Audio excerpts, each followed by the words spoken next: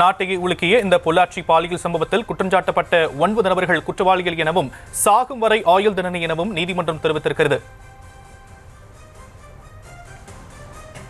இது குறித்து பேசுவதற்காக கொங்கு மக்கள் தேசிய கட்சியின் தலைவர் ஈஸ்வரன் அவர்கள் நம்மோடு இணைப்பில் இணைந்திருக்கிறார். சார் வணக்கம், இணைப்பில் இணைந்தமைக்கு நன்றி. இப்போ இந்த தீர்ப்பை நீங்க எப்படி பார்க்கிறீங்க? பொள்ளாச்சி பாலியல் வழக்கு என்பது எல்லோரையும் உலுக்கிய வழக்கு. அந்த வழக்கு அப்படிப்பட்ட ஒரு வழக்கை, அப்படிப்பட்ட ஒரு குற்றத்தை நாம் கேள்விப்பட்டதே கிடையாது. பெண்கள் எல்லாம் எப்படி கதறினார்கள் என்பது இப்போது கூட நமது காதிலே ஒலித்துக் கொண்டிருக்கிறது. அப்படிப்பட்ட ஒரு கொடுமையான கொடூரமான இந்த குற்றத்திற்கு இன்றைக்கு நீதிமன்றம் தீர்ப்பு இருப்பது வரவேற்கத்தக்கது. ஆனால் பொதுமக்கள் மத்தியிலே இது மாதிரி குற்றங்களுக்கு உச்சகட்ட தீர்ப்பை மக்கள் எதிர்பார்த்தார்கள். அப்படித்தான் வரும் என்று எதிர்பார்த்தார்கள். இப்படிப்பட்ட குற்றத்தை செய்வதற்கு யாருக்குமே தைரியம் வரக்கூடாது, அப்படி ஒரு எண்ணமே வரக்கூடாது என்று சொன்னால் இந்த வழக்கிலே உச்சகட்ட தீர்ப்பு தண்டனை வழங்கப்பட்டிருக்க வேண்டும். அப்படிப்பட்ட எதிர்பார்ப்போடு இன்றைக்கு அதே போல இதற்கு மேல்முறையீடு செய்யலாம் என்றும் இன்றைக்கு நீதிமன்றத்திலே சொல்லி இருக்கிறார்கள். இதையெல்லாம் பார்க்கும் பொழுது இதை போல குற்றத்தில் ஈடுபவர்களுக்கு பயம் குறைந்து விடுமோ என்ற அச்சம் கூட இன்றைக்கு இருக்கின்றது. அதனால இன்றைக்கு இந்த வழக்கிலே வந்திருக்கிற தீர்ப்பை வரவேற்றாலும் இன்னும் ஒரு அதிகப்படியான தண்டனையை கொடுக்கப்பட்டிருக்க வேண்டும் என்று மக்களுடைய எண்ணத்தை நான் இங்கே பதிவு செய்கின்றேன். சார், அதே மாதிரி இந்த தீர்ப்பு ஒரு பக்கம் அப்படி இருந்தாலும் கூட பெண்களுக்கு எதிரான குற்றங்கள் மற்றும் அவர்களின் பாதுகாப்பு மேம்பாடு ஆகியவற்றுக்காக மத்திய அரசால உருவாக்கப்பட்ட திட்டம் தான் இந்த நிர்பயா நிதி திட்டம். இந்த திட்டத்துடைய செயல்பாடுகள் இப்போ எப்படி இருக்கு நீங்க பாக்குறீங்க?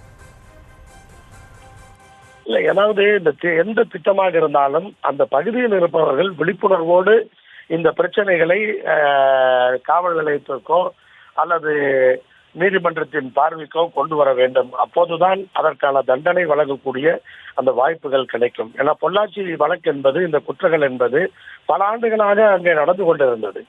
சில இளைஞர்கள் தைரியமாக அதில் களத்தில் இறங்கி அவர்களை பிடித்து அந்த செல்போன்களை எல்லாம் அவர்களை பிடித்து எடுத்து அதை காவல் நிலையத்தில் ஒப்படைத்ததன் விளைவாகத்தான் இந்த வழக்கு இந்த அளவுக்கு இன்றைக்கு தீர்ப்பு வழங்கப்பட்டு குற்றவாளிகளுக்கு தண்டனை வழங்கப்பட்டிருக்கிறது.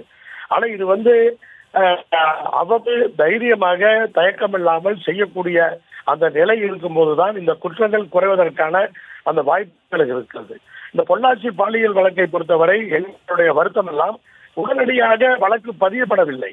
குற்றம் சாட்டப்பட்ட பொழுது அல்லது வழக்கு கொடுத்த பொழுது உடனடியாக அங்கு வழக்கு பதியப்படவில்லை.